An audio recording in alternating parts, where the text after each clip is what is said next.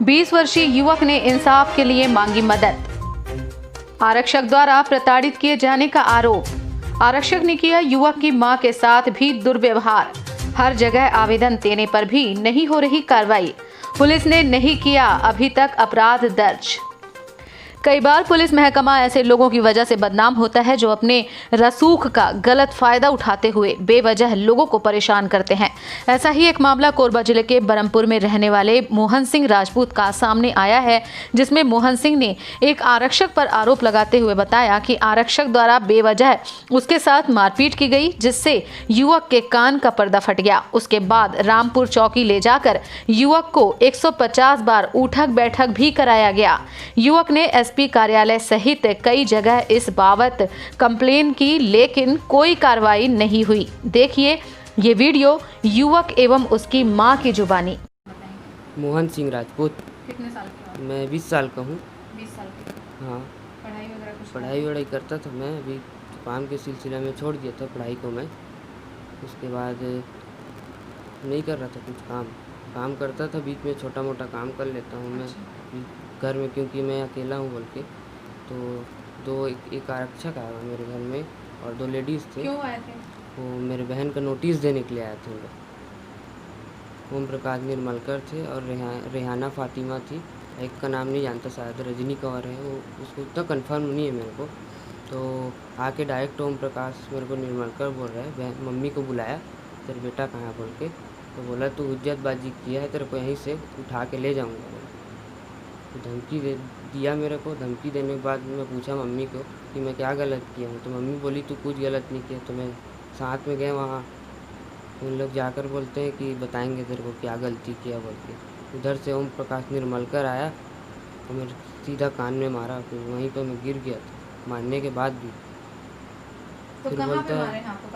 परामर्श केंद्र में मारी मेरे को। फिर उसके बाद मेरे को बोल रहे 151 लगाएंगे तेरे ऊपर। मेरी मम्मी बोल रही थी कि मत करो, तो मम्मी के साथ भी गलत व्यवहार किया उतना समय। वो मेरी मम्मी का भी कंधा में हाथ रख के धक्का दिया, आप बाहर जाओ बोल के। मैं उस चीज़ को देख रहा था, लेकिन वहाँ जो लेडीज़ थे ना, उन लोग कुछ नहीं देख रहे थे, ना कुछ सुन रहे थे, जबकि बोल रहे थे कि हम लोग गलती किए हैं तो क्षमा ही मांगने ना आए हैं। तो कुछ नहीं सुने उन लोग, डायरेक्ट बोलते हैं इसको अंदर करो, लेकर जा बोल के। तो फिर लेकर गया रामपुर चौकी, वहाँ पे मेरे को 150 बार उठक बैठक करना पड़ा। कौन बोला उठक बैठक करने? वहाँ के टीआई बोले, और जो ओम प्रकाश निर्मलकर था वो भी था वहाँ पे। फिर उसके बाद बोल रहे तेरे को जितना दम लगाना होगा तू लगा लेना, जो जिसको बुलाना होगा तू बुला ले बोला। इसको जानता है उसको जानता है बोलने लगा। तो मैं नहीं जानता किसी को, बोला मैं आपके पास आया था अपनी माफ़ी मांगने के लिए, मैं नहीं जानता था कि आप लोग मारोगे मेरे को। मैं यहाँ तक कि हर जगह आवेदन भी दिया हूँ, शिकायत भी किया मैं एसपी ऑफिस में दिया हूँ। उसके बाद सूचना का अधिकार भी लगाया हूँ।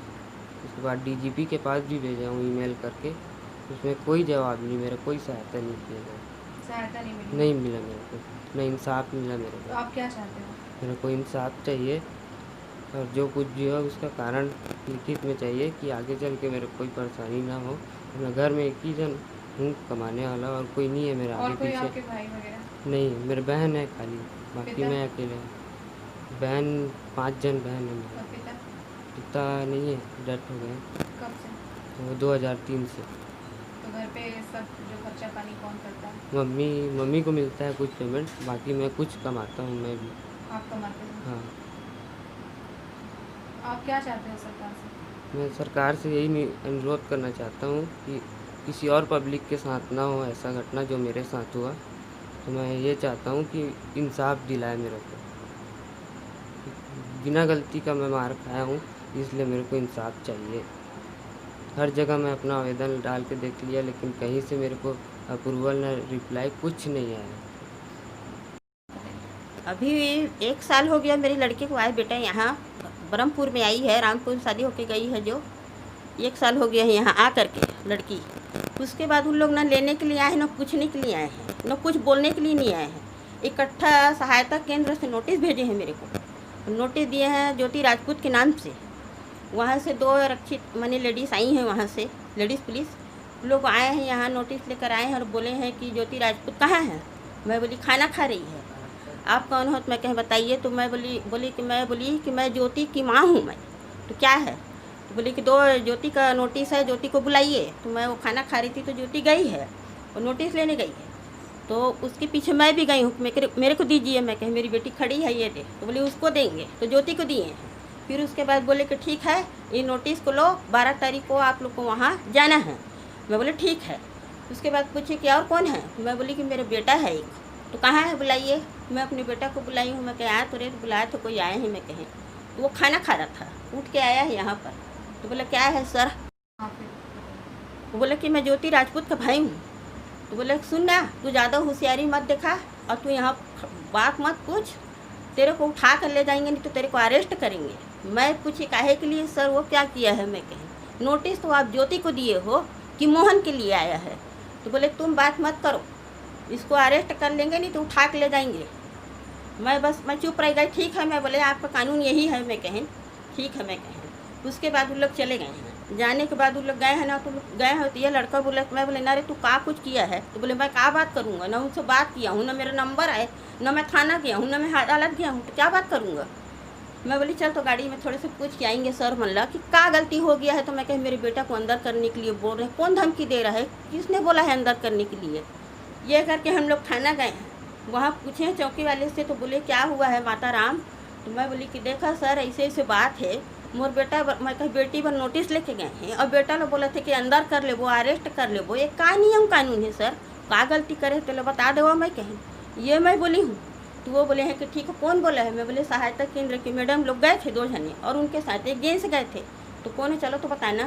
बोले जाओ वहाँ से बुला करके लाओ। फिर वहाँ हम लोग को भेज दिए। वहाँ सहायता केंद्र में गए हैं तो मैडम लोग से पूछे। मैं कहे मैडम ये नोटिस किसका है?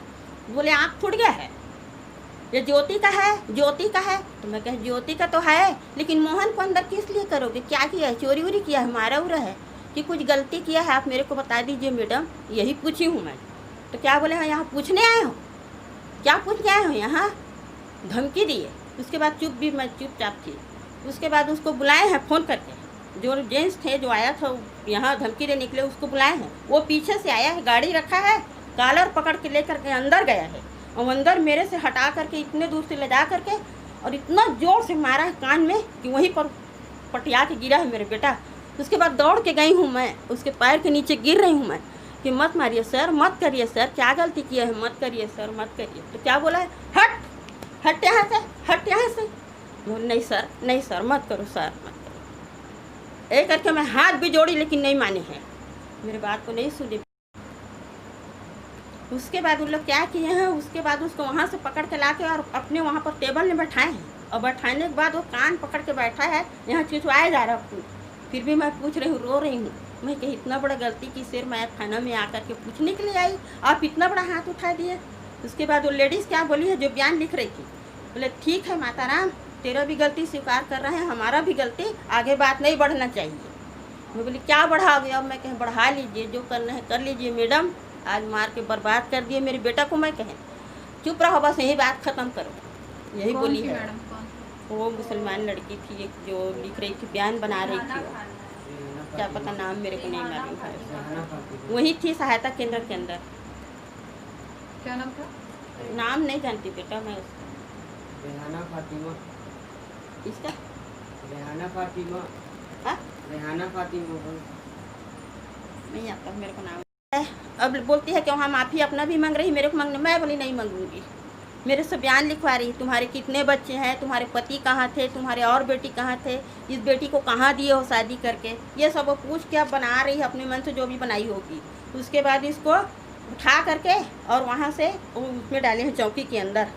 और जब वो कान पकड़े गया है तो दूसरा कोई आए हैं वहाँ पर पूछने के लिए कि क्या हुआ करके। तो बोले तेरा भांचा गाड़ी का सीट तोड़ दिया, तेरा भांचा वो गाड़ी का हैंडल तोड़ दिया।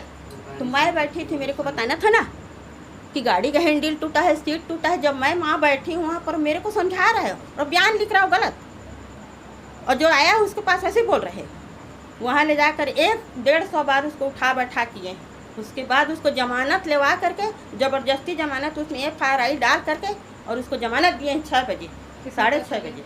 पैसा कितना लिए? पैसा की जमानत का पैसा भी लगा कुछ? हाँ दिए है ना, वो 500 रुपये दिए हूँ जमानत, तो उस लड़के को मैं दी हूँ। जमानत करवा के? हाँ जमानत करवाया है, बोला है कि मैं क्या किया क्या है। चाहते हो आप, गवर्नमेंट से क्या चाहते हैं? मैं न्याय चाहती हूँ बेटा, मेरे बेटा को न्याय मिलना चाहिए। मैं अकेली हूँ, एक मजदूर हूँ, मैं गरीब हूँ, मैं बेसहारा हूँ, मेरा कोई नहीं है। मेरी 4 लड़की हैं बेटा, और एक बेटा है मेरा।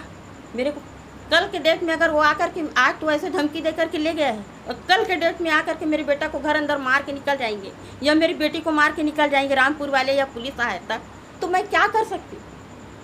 मैं किसके पास जाऊँगी, मैं किसको बताऊँगी? आज मैं इतना कागज़ लगाई, इतना न्याय मांगी, यहाँ तक दौड़ के गई, लेकिन मेरे कोई सुनाई नहीं कर रहे हैं। तो मैं इतना बेवस्था हूँ ना, मेरा भी तो कोई सुनना चाहिए, कोई सुनते नहीं है मेरा इतना है। मैं अकेली क्या कर सकती हूँ बताओ, किसको मैं बोलूँ? एक बेटा का सहारा लेकर के दौड़ के जा रही थी, जा रही हूँ, आ रही हूँ, जा रही हूँ, आ रही हूँ, कुछ भी तो बोलते, कुछ भी तो पूछते मेरे बेटे को कि माता राम तेरे बेटा को कितना लगा, क्या किया है। तो मेरे को कुछ नहीं पूछते, मेरे फ़ोन में धमकी देते हैं। क्या तू हमारा क्या कर सकती है? चौकी हमारा, पुलिस हमारा, बस्ती हमारा, पार्षद हमारा, तू क्या कर सकती है हमारा? ये मेरे को जवाब दे रहे हैं। अब बताइए, अब इसके आगे क्या निर्णय है मेरे पास? किसके पास मैं मांगू निर्णय? बताइए, किसको मैं दुख बताऊँ? मैं नहीं सहारा, अब बताओ। AS News 24 के लिए कोरबा छत्तीसगढ़ से सिमरन कौर की रिपोर्ट।